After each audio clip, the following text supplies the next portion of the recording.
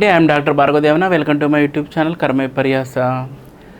ఈరోజు టాపిక్ ఏంటంటే శృంగారంలో మగవాడి యొక్క సామర్థ్యం ఏ భావాన్ని బట్టి ఏ గ్రహాన్ని బట్టి ఎలా డిపెండ్ అయి ఉంటుంది అనేది ఈరోజు టాపిక్. సాధారణంగా శృంగారం చేసుకునే సమయంలో జెంట్స్ కొంతమంది విపరీతమైన అగ్రెసివ్ నేచర్ తోటి ఉంటారు. కొంతమందికి ఎజాక్యులేషన్స్ ప్రాబ్లం ఉంటాయి. కొంతమందికి స్తంభన ప్రాబ్లం ఉంటుంది. కొంతమంది ఇష్టానుసారంగా ఒక సైకిక్గా బిహేవ్ చేసే అవకాశాలు ఉంటాయి. కొంతమంది ఇక అస్సలకి వాళ్ళకు ఇంట్రెస్ట్ లేకపోవడం అనేది ఇలా ఉంటుంది. మగవాళ్ళకి ఇలా డిఫరెంట్గా మూడ్స్ జనరేట్ అవ్వడానికి లేదా వాళ్ళ బిహేవియర్లో ఇలా డిఫరెంట్గా ఉండడానికి ఏంటి కారణం అనేది ఈరోజు చూద్దాం. మనకి ఎప్పుడైనా కానీ సప్తమ భావం అనేది మనకు శృంగారం యొక్క సామర్థ్యాన్ని తెలియజేస్తుంది. సప్తమ భావంలో ఉన్న గ్రహాన్ని బట్టి మగవాడు ఎట్లా పార్టిసిపేట్ అవుతాడు అనేది ఉంటుంది. For example planet by planet మనం చూద్దాం. ఫస్ట్ ఆఫ్ ఆల్ మనము రవిగ్రహాన్ని తీసుకుందాం. రవిగ్రహము సప్తమంలో ఉన్నప్పుడు శృంగారపరంగా వీళ్ళకి ఎలా ఉంటాయంటే వెరీ అగ్రెసివ్ నేచర్ తోటి ఉంటారనమాట. అంటే ఆ నేచర్ ఎలా ఉంటుందంటే ఇక వాళ్ళని పీల్చి పిండి చేసి పిప్పి చేసేయాలి. ఒక చెరుకు ముక్క ఎట్లా గుజ్జుగుజ్జు అయిపోతుంది అట్లా చేసేయాలనే భావన వాళ్ళలో ఉంటుంది. ఇక అట్లే వాళ్ళని ఇంకా అద్దిముతారనమాట వేసి. ఇలాంటి బిహేవియర్ రవిగ్రహం సప్తమంలో ఉన్నప్పుడు ఎక్కువగా ఉంటుంది. అణిచివేత, ఒక రకమైన అణిచివేతకు గురి కాబడతారు శృంగారంలో. అంతటి అగ్రెసివ్ నేచరు అంటే ఒక ఫుల్ మేల్ పొలారిటీ డామినేషన్ అనేది అక్కడ ఉంటుంది. అట్లా అదేవిధంగా కూడా ఆ కార్యక్రమం అనేది జరుగుతుంది. ఇక మూన్ చంద్రగ్రహాన్ని తీసుకుంటే ఎలా ఉంటుందంటే వీళ్ళకి సడన్గా మూడ్ స్వింగ్స్ అనమాట.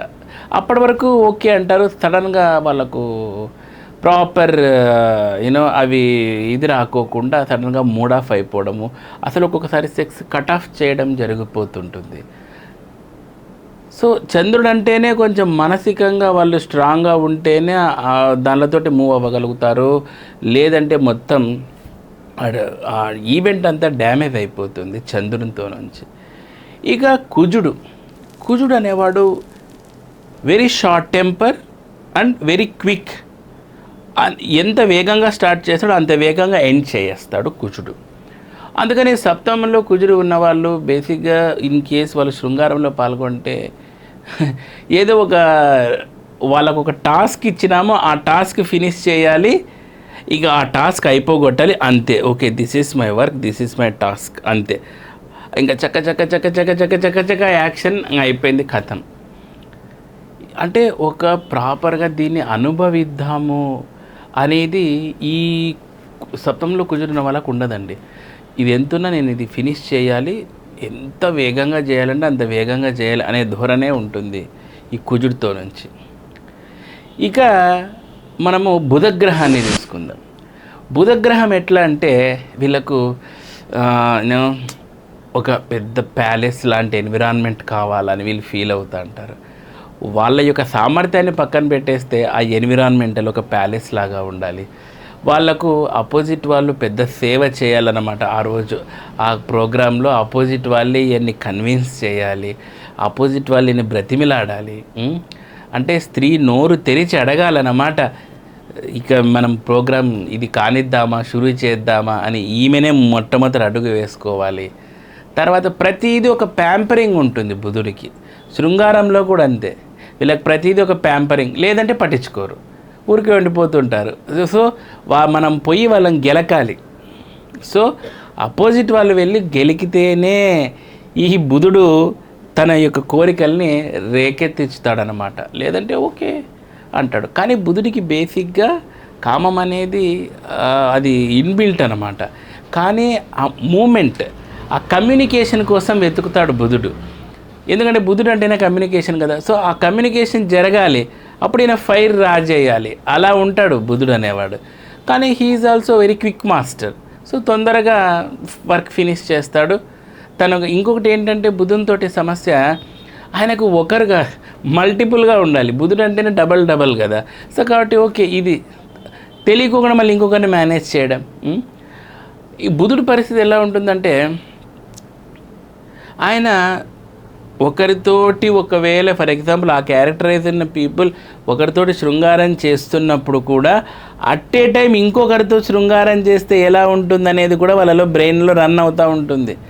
మల్టిపుల్ టాస్క్లు వాళ్ళ బ్రెయిన్లో రన్ అవుతూ ఉంటాయి. ఓకే, ఇప్పుడు వీళ్ళతో చేస్తున్నాను, నేను పలానా వాళ్ళతో చేస్తే ఎట్లుంటుంది అని, ఒకరితో చేస్తా ఒక 30 మందితో చేస్తే ఎట్లుంటుందా అనే ఆ థాట్ ప్రొసీజర్ని కూడా ఆయన జనరేట్ చేసుకోగలుగుతాడు. దట్ ఈస్ బుధుడు. అంటే ఆ క్యారెక్టర్స్ ఉన్నవాళ్ళు చేస్తే ఎలా ఉంటుంది సప్తమ స్థానంలో అనేవాళ్ళు అనమాట. ఇక గురుగ్రహాన్ని చూసుకుంటే ఈయన ఇక సాంప్రదాయవాది, ఇంక మనందరికీ తెలుసు కాబట్టి గురువు చాలా పద్ధతిగా ధర్మబద్ధంగా ఆయన నిర్వర్తించడం అనేది జరుగుతుంది. ఇక శుక్రుడికి అంటే సప్తమానంలో శుక్రుడు ఉన్నప్పుడు ఒక లగ్జూరియస్ లైఫ్ స్టైల్ అనేది ఆయన కనపడాలి. ఒక ప్రాపర్ రూమ్, మంచిగా రూమ్ చాలా అద్భుతంగా ఉండాలి. ఒక ప్రాపర్ రూమ్ ఫ్రెషనర్ చాలా అద్భుతంగా అది ఉండాలన్నమాట. ప్రతిదీ ఆయనకు పద్ధతిగా అరేంజ్మెంట్స్ ఉండాలి. దిండు మంచిగా ఉండాలి, దుప్పటి మంచిగా ఉండాలి, బెడ్షీట్ మంచిగా ఉండాలి, కాస్ట్లీ ఐటమ్స్ ఉండాలి. చాలా మనకు సినిమాల్లో చూపిస్తారు శోభనం గది అంటే అలా అలంకరించబడిన దాంట్లో అయితే వీళ్ళు భారీగా విజృంభిస్తారు. లేదంటే శుక్రుడికి అతనికి హీ డజంట్ లైక్ అనమాట. ఓకే, ఇట్లాంటి ఏరియాలో నేను ఏంటి చేయడం, కాబట్టి నాకు పెద్ద ఇంట్రెస్ట్ లేదంటాడు. అదే మీరు అంతా ఆ సమకూర్చినారనుకోండి, ఆయనకి లేని ఉత్తేజం అనేది వచ్చేస్తుంది. ఇక్కడ ఆయన ఇన్ ద సెన్స్ అంటే ఆ భావ అధిపతులు అంటే ఇక్కడ మనుషులు అనమాట. సో అట్లా ఉంటాడు. ఇక శని అంటే ఎట్లా అంటే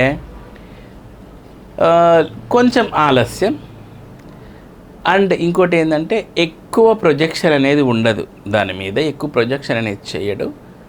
ఓకే, గోయింగ్ ఆన్ పని, ఇది కూడా అయినా కూడా ఒక రకంగా నా పని ఇది కాబట్టి ఇది వర్క్ ఫినిష్ చేయాలి అనుకుంటాడు. కానీ బేసిక్గా సప్తమ శని ఉన్నవాళ్ళు